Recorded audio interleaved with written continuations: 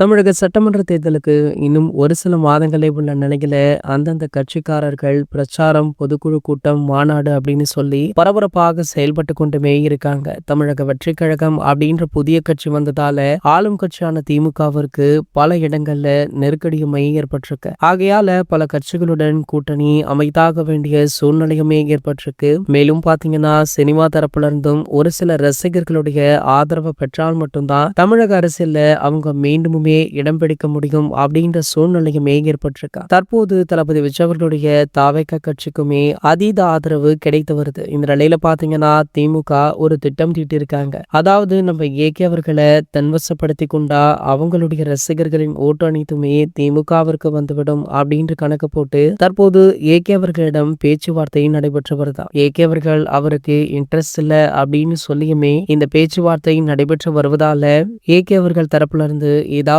Statement வழியாகுமா இல்ல திமுகவுல இணைந்து விடுவாரா அப்படின்னு பலவிதமான கேள்விகளுமே எழுந்திருக்கு. மேலும் பாத்தீங்கன்னா அஜித் திமுகவுல ஒரு மிகப்பெரிய உயர் பதவி கொடுக்க உள்ளதாகவுமே சொல்லப்படுது. சோ கூடிய விரைவிலேயே இதனை பற்றி ஏகே அவர்களை அதிகாரப்பூர்வமாக அறிவிப்பார் அப்படின்னு ரசிகர்களுமே ஆவலுடன் காத்துட்டு இருக்காங்க. இது போன்ற செய்திகளை பத்தி நீங்க உடனே தெரிஞ்சுக்க நம்மளுடைய சேனலை மறக்காம சப்ஸ்கிரைப் பண்ணிக்கோங்க.